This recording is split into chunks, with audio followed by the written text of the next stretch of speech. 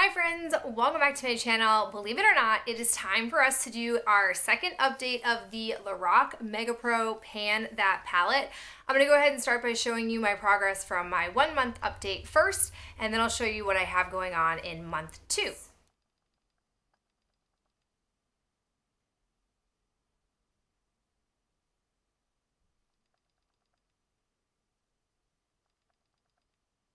So this is what my palette looks like after 2 months of usage.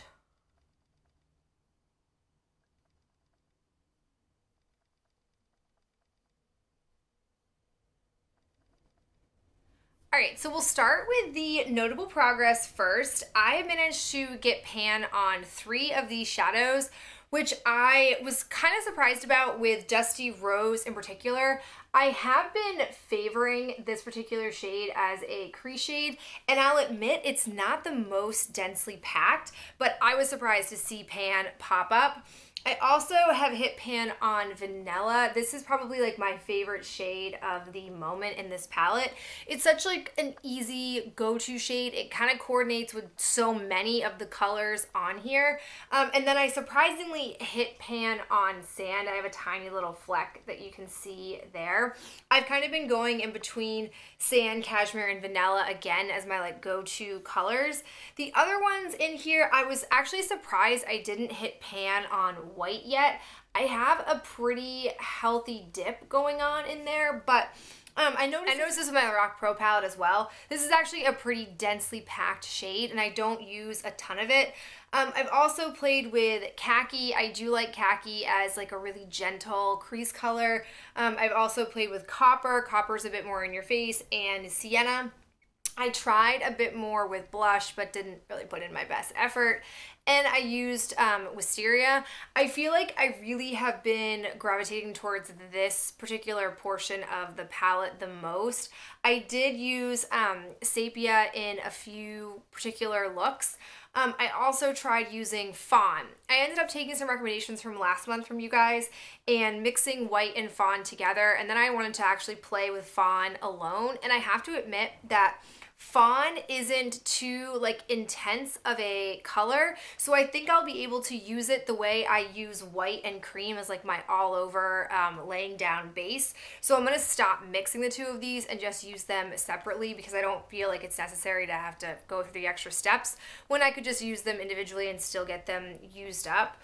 I tried Apricot in my crease once, which was okay, but I'm still not 100% convinced I'm going to keep that.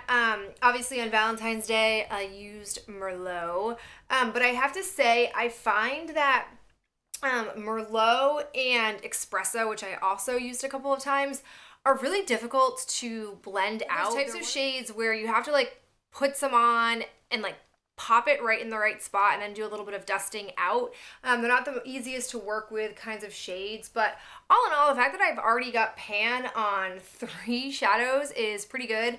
My only real concern for this palette at this point in time is that it's likely that I'm going to run out of lid shades for me, and so I'll have to eventually start pulling other shades in. I feel like I'm a little dramatic and a little ahead of the game.